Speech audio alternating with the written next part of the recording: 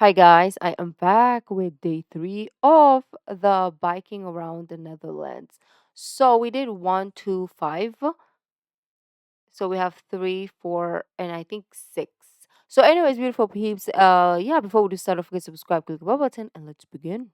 This is day 3 of my bike trip in the Netherlands, where I had the chance to visit Rotterdam. It's the Netherlands' second largest city with a population of over 600,000 and host of Europe's largest seaport. Its modern architecture stands in stark contrast to the Dutch stereotype, and it might just be the Netherlands' most car-friendly city.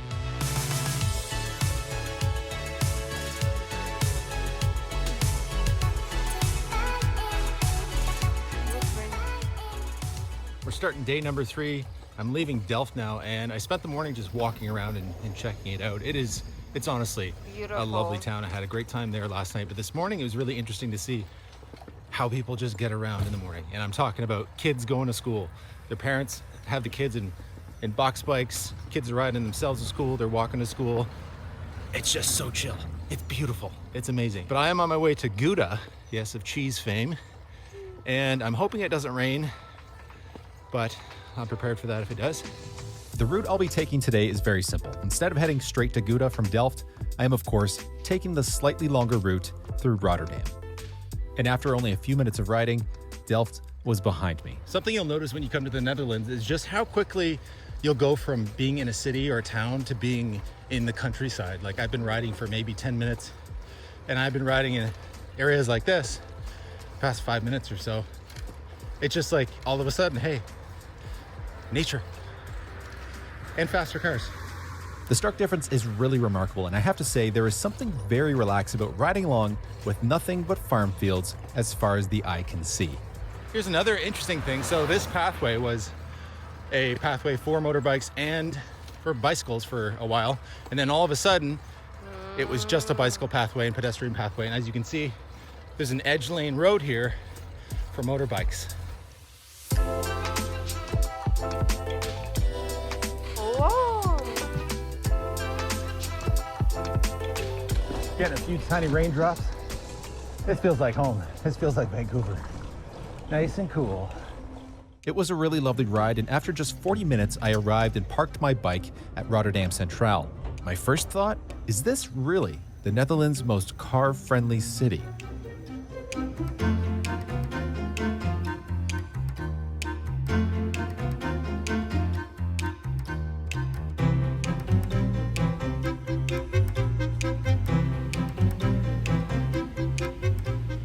Trade this for any city in North America, and it would be number 1 on any urbanist list, with second place far in the rearview mirror, so to speak. That being said, it is relatively car-friendly for Dutch standards. Highway connections are close to the city core, roads wide enough and seemingly inviting enough for even giant American pickup trucks, and ample parking, whether that's surface, underground, and even multi-story parkades. In the past, Rotterdam wasn't much different than most Dutch cities. That was until the Second World War, when it was flattened by the German Luftwaffe prior to invasion. This monument is a memorial to that destruction. But once the war ended, the process of rebuilding began, and with it, the adoption of the car-centric design that those of us in many parts of the world are still very familiar with today.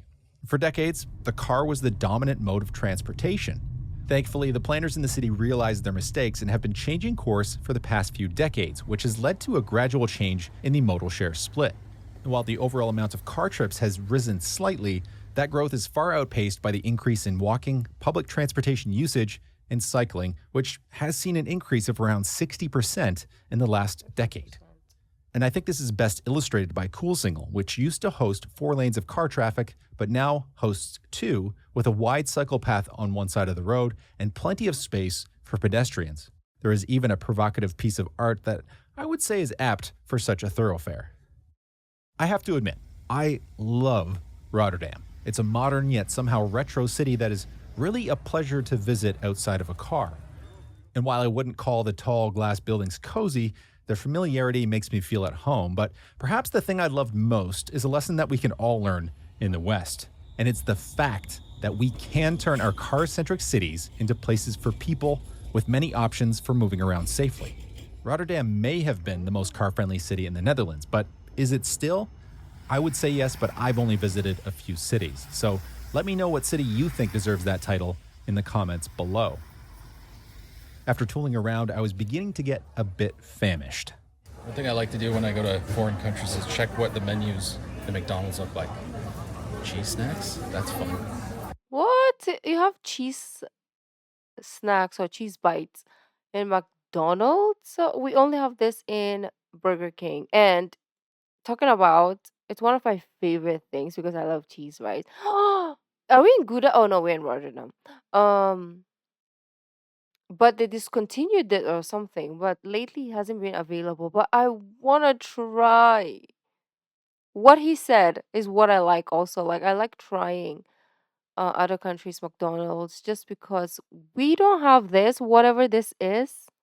It's like strawberry sundae.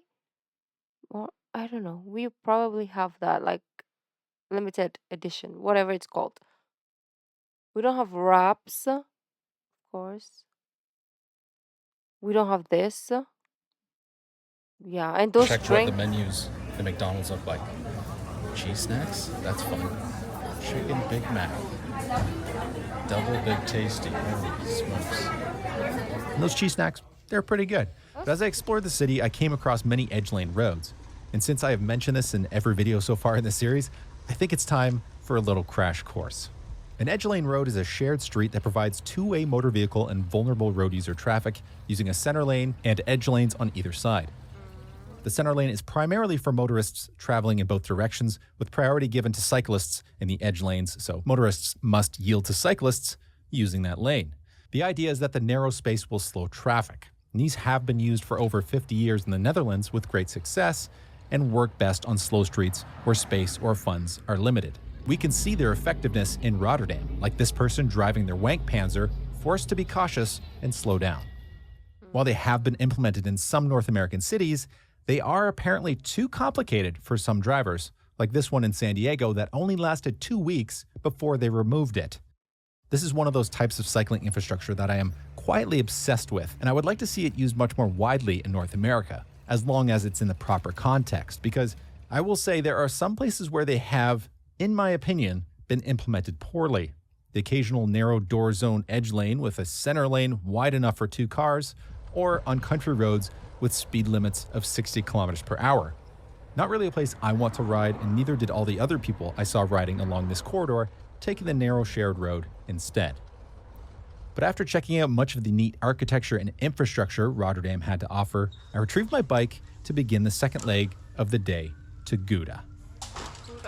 That was until it started to rain, but as I said, I was prepared.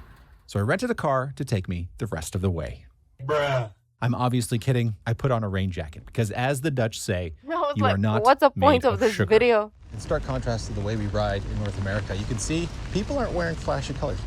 Woman's wearing a dark jacket. This guy's got a poncho that's like dark green. I'm wearing a black raincoat right now. It's because it's safe. We don't need all this flashy stuff to keep us safe when we have a safe cycling culture and great cycling infrastructure. And also, because I think it needs to be said over and over and over, we're not made of sugar. We can ride bikes in the rain. And I did, because it rained pretty much the whole way to Gouda, which didn't squash my spirit. In fact, it did the opposite. Oh, this is nice. This is nice. I'm in a good mood. Can you tell? Can you tell I'm in a good mood? Oh man, what a day. I love riding in the rain. I feel alive. No? Just me? Okay. I think this is the first road with no cycling infrastructure, no edge lane road, no pavers. There was one speed bump back here, but well, that's the road. That's because the bike lane's right there, and I'm a idiot. Jesus Christ. What a moron. Yeah, not my finest moment. But I came across a big mix of infrastructure, this lovely little bridge, and an interesting looking neighborhood. Look at these cool houses. It's like they built houses inside of a pond. Wow.